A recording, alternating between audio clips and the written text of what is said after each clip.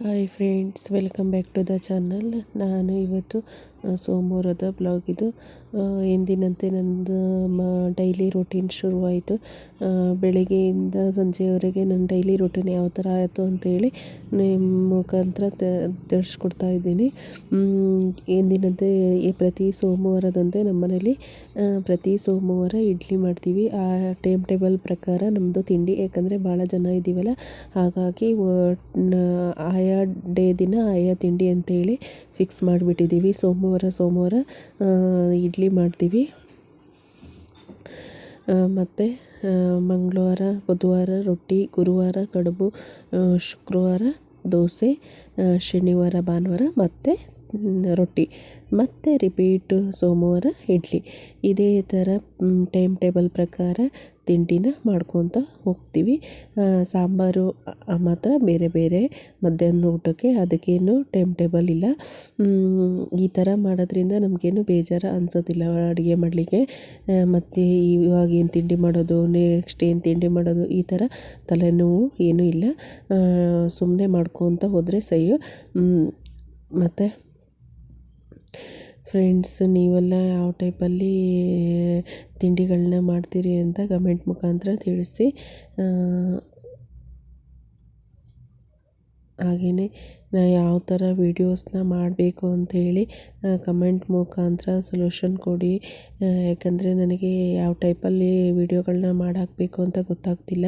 ನೀವು ಸೊಲ್ಯೂಷನ್ ಕೊಟ್ಟರೆ ಯಾವ ಟೈಪಲ್ಲಿ ವೀಡಿಯೋಗಳನ್ನ ಮಾಡಬೇಕು, ಯಾವ ಥರ ಮಾಡಬೇಕು ಅಂಥೇಳಿ ತಿಳಿಸಿದರೆ ಆ ಟೈಪಲ್ಲಿ ಮಾಡಲಿಕ್ಕೆ ಸುಲಭ ಆಗುತ್ತೆ. ಹಾಗೆ ಇಡ್ಲಿ ಎಲ್ಲ ಮಾಡಿಬಿಟ್ಟು ಮಕ್ಕಳನ್ನ ಸ್ಕೂಲಿಗೆ ಕಳಿಸಿ ಎಂದಿನಂತೆ ಎಲ್ಲ ಕೆಲಸನ ಮುಗಿಸ್ಕೊಂಡ್ವಿ. ಅಷ್ಟೊತ್ತಿಗೆ ನಮ್ಮ ಮಾವಂಗೆ ಆರಾಮಿರಲಿಲ್ಲ. ಅವ್ರನ್ನ ಕರ್ಕೊಂಡು ನಮ್ಮ ಅತ್ತೆ ಮತ್ತು ನಮ್ಮ ಮನೆಯವರು ಹಾಸ್ಪಿಟ್ಲಿಗೆ ಹೋದರು. ಹಾಸ್ಪಿಟ್ಲಲ್ಲಿ ಅವರಿಗೆ ತುಂಬಾ ಕಾಲು ಜಾಸ್ತಿ ಆಗಿರೋದ್ರಿಂದ ಇನ್ಫೆಕ್ಷನ್ ಜಾಸ್ತಿ ಆಗಿದೆ, ಅಡ್ಮಿಟ್ ಆಗಬೇಕು ಅಂತ ಅಂದ್ರಂತೆ. ನೋಡಿ ಫ್ರೆಂಡ್ಸ್, ನಮ್ಮ ದೊಡ್ಡತ್ತೆ ಮಾವ ಹೊರಟಿದ್ದಾರೆ. ಅವರೇ ದೊಡ್ಡತ್ತೆ, ಇವರು ಚಿಕ್ಕತ್ತೆ. ನಮ್ಮ ಮನೆಯವ್ರು ಕರ್ಕೊಂಡು ಹೊರಟಿದ್ದಾರೆ.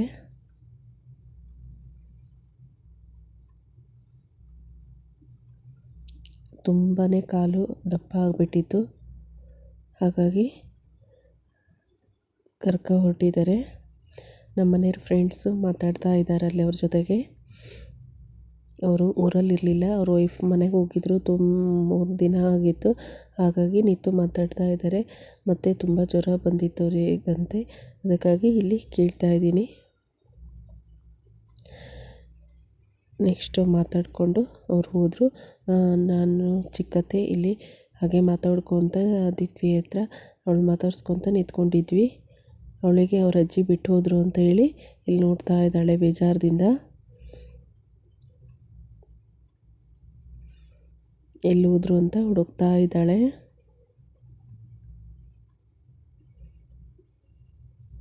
ಹಾಗೆ ಅಲ್ಲೇ ಕೂತ್ಕೊಂಡು ಒಂದು ಸ್ವಲ್ಪ ಹೊತ್ತು ಆಟ ಆಡಿಕೊಂಡು ನೆಕ್ಸ್ಟು ಸ್ನಾನ ಎಲ್ಲ ಮುಗಿಸ್ಕೊಂಡು ಒಂದು ಸ್ವಲ್ಪ ಹೊತ್ತು ಮಲಗಿ ಫೋನೆಲ್ಲ ನೋಡಿ ಮತ್ತೆ ರಿಟನ್ನು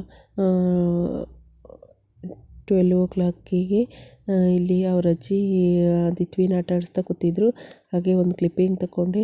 ನೆಕ್ಸ್ಟ್ ಹಾಗೆ ನೈಟು ದೋಸೆ ಆಗಿತ್ತು, ಅದಕ್ಕೆ ಚಟ್ನಿ ಮಾಡಲಿಕ್ಕೆ ಅಂತ ಹೇಳಿ ಇಲ್ಲಿ ಮುಳುಗಾಯಿ ಸುಡ್ತಾ ಇದ್ದೀನಿ. ನನಗೆ ಬಜ್ಜಿ ಅಂದರೆ ತುಂಬ ಇಷ್ಟ. ಹಾಗೆ ನಾನು ಸಪ್ರೇಟ್ ಬಜ್ಜಿ ಮಾಡ್ಕೊಳ್ಲಿಕ್ಕೆ ಮತ್ತು ಬೇರೆಯವರಿಗೆಲ್ಲ ಚಟ್ನಿ ಮಾಡಲಿಕ್ಕೆ ಇಲ್ಲಿ ಮುಳುಗಾಯಿ ಸುಡ್ತಾ ಇದ್ದೀನಿ. ನೋಡಿ ಫ್ರೆಂಡ್ಸ್, ಇಲ್ಲಿ ಪುಂಡಿ ಸೊಪ್ಪಿನ ಖಾರಕ್ಕೆ ರೆಡಿ ಮಾಡ್ತಾಯಿದ್ದೀನಿ.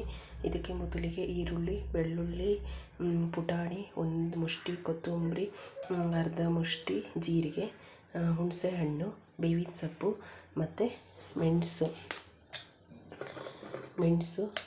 ಅರಿಶಿನ ಪುಡಿ, ಸ್ವಲ್ಪ 1-2 ಸ್ಪೂನ್ ಆಗುವಷ್ಟು ಅಕ್ಕಿ ಹಾಕಿದರೆ ತುಂಬಾ ಟೇಸ್ಟ್ ಬರುತ್ತೆ. ಅಕ್ಕಿ ಹಾಕ್ತಾಯಿದ್ದೀನಿ. ಕಾಯಿ ಫ್ರೆಂಡ್ಸ್ ತುರಿದು ಫ್ರೀಝರಲ್ಲಿ ಇಟ್ಕೊಂಡಿರ್ತೀವಿ. ನೋಡಿ ಫ್ರೆಂಡ್ಸ್, ಇಷ್ಟು ಹಾಕ್ತಾಯಿದ್ದೀನಿ.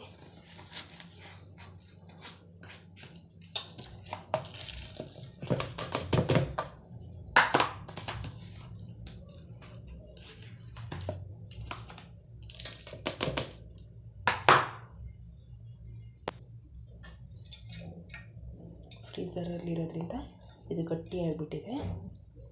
ಇದು ಆರಿದ ನಂತರ ಮಿಕ್ಸಿ ಮಾಡ್ಕೋಬೇಕು. ನೆಕ್ಸ್ಟು ಒಂದು ಕುಕ್ಕರಿಗೆ ಇಷ್ಟು ಬೇಳೆ ತಗೊಂಡಿದ್ದೀನಿ.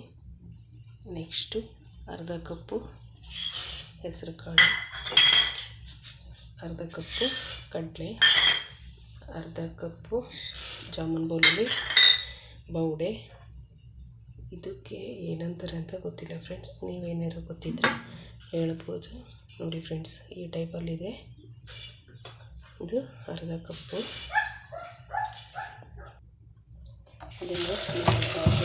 ಅದನ್ನು ವಾಶ್ ಮಾಡ್ಕೊಂಡಿದ್ದು ನಂತರ ಕೋಸು ಹೆಚ್ಚಿರೋ ಕೋಸು ಹಾಕಬೇಕು. ಕೋಸ್ತೀನಿ ಸ್ವಲ್ಪ ನಿಮಿಷ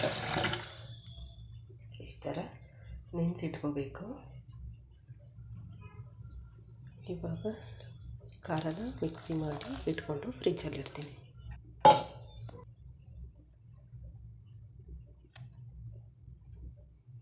ಹಾಗೆಯೇ ಆಗಲೇ ಸುಡಲಿಕ್ಕೆ ಹಾಕಿದ್ನಲ್ಲ, ಅದನ್ನು ಇಲ್ಲಿ ತಣ್ಣೀರಲ್ಲಿ ಆರಲಿಕ್ಕೆ ಹಾಕೊಂಡಿದ್ದೀನಿ. ಅದು ಆರಿದ ನಂತರ ಚೆನ್ನಾಗಿ ಸಿಪ್ಪೆ ಬಿಡುತ್ತೆ. ಸಿಪ್ಪೆ ಬಿಡಿಸಿ ಇಟ್ಕೊತೀನಿ. ನೆಕ್ಸ್ಟು ಕೋಸನ್ನ ಈರುಳ್ಳಿನ ಹೆಚ್ಕೊಬಂದು ಅಲ್ಲಿ ಕಾಳು ನೆನೆಸಿಟ್ಟಿದ್ನಲ್ಲ ಅದಕ್ಕೆ ಇಲ್ಲಿ ಹಾಕಿದೆ. ಅದನ್ನು ಕೋಸನ್ನ ನೀಟಾಗಿ ತೊಳ್ಕೊಬೇಕು. ಬಿಸಿ ನೀರು ಹಾಕಿ ಸ್ವಲ್ಪ ಹೊತ್ತು ಬಿಟ್ಟು ನಂತರ ನೀಟಾಗಿ ಗಾಳಿಸಿ ಬೇಯಲಿಕ್ಕೆ ಹಾಕ್ಕೋಬೇಕು. ಇಲ್ಲಿ ಮುಳಗಾಯಿ ಚಟ್ನಿ ಮತ್ತು ಬಜ್ಜಿಗೆ ರೆಡಿ ಮಾಡ್ಕೊಂಡಿದ್ದೀನಿ. ಹಾಗೆ ನನ್ನ ಮಗಳು ಬರೀತಾ ಕೂತಿದ್ಲು. ಅಷ್ಟೊತ್ತಿಗೆ ದಿತ್ವಿ ಬಂದು ಇಲ್ಲಿ ನನಗೂ ಬುಕ್ಸ್ ಕೊಡು ಅಂತ ಹೇಳಿ ಜಗಳ ಮಾಡ್ತಾ ಇದ್ದಾಳೆ. ಎಷ್ಟು ಚೆನ್ನಾಗಲ್ಲ ಫ್ರೆಂಡ್ಸ್, ಮಕ್ಕಳು ಈ ಥರ ಎಲ್ಲ ಮಾಡ್ತಾಯಿದ್ರೆ ಟೈಮ್ ಹೋಗಿದ್ದೇ ಗೊತ್ತಾಗೋದಿಲ್ಲ. ಅದಕ್ಕಾಗಿ ತುಂಬಾ ಕ್ಯೂಟಾಗಿ ಅವಳ ಅಕ್ಕನ ಹತ್ರ ಗಲಾಟೆ ಮಾಡ್ತಾಯಿದ್ಲು. ನಾನು ಅದಕ್ಕೆ ಅವಳಿಗೆ ಗೊತ್ತಿಲ್ಲದಿದ್ದ ಹಾಗೆ ಸ್ವಲ್ಪ ಕ್ಲಿಪ್ಪಿಂಗ್ ತಗೊಂಡೆ. ನೋಡಿ ಫ್ರೆಂಡ್ಸ್, ಇಲ್ಲಿ ಎಷ್ಟು ಅಕ್ಕನ ಹತ್ರ ಜಗಳ ಮಾಡ್ತಿದ್ದಾಳೆ ಅಂತ ಹೇಳಿ. ಮಕ್ಕಳಿದ್ರೆ ಮನೇಲಿ ಟೈಮ್ ಪಾಸ್ ಆಗೋದೇ ಗೊತ್ತಾಗೋದಿಲ್ಲ.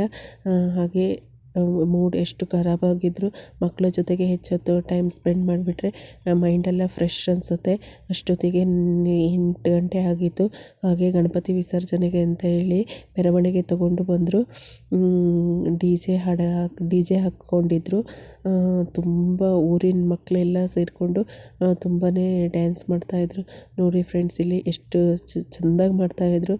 ನಾನು ಅದನ್ನು ಇಲ್ಲಿ ಓಡಿಸ್ಬಿಟ್ಟು ತೋರಿಸ್ತಾ ಇದ್ದೀನಿ ನಿಮಗೆ, ಡಿಲೇ ಆಗುತ್ತೆ ಅಂತ ಹೇಳಿ.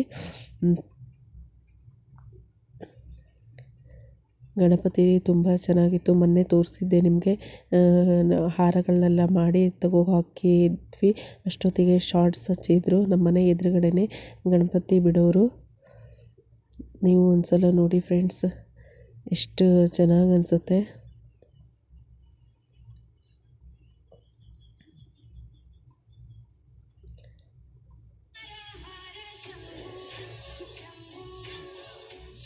ಹಾಗೆಯೇ ನಮ್ಮ ಮನೆಯವರ ಎದುರುಗಡೆ ಎಲ್ಲ ನಿಂತಿದ್ದವ್ರನ್ನೆಲ್ಲ ಹೇಳ್ಕೊಂಡ್ರು, ನೀವು ಡ್ಯಾನ್ಸ್ ಮಾಡಿಬರ್ರಿ ಅಂತ ಹೇಳಿ. ನೋಡಿ ಫ್ರೆಂಡ್ಸ್, ಇಲ್ಲೆಲ್ಲ ಡ್ಯಾನ್ಸ್ ಮಾಡ್ತಾ ಇದ್ದಾರೆ.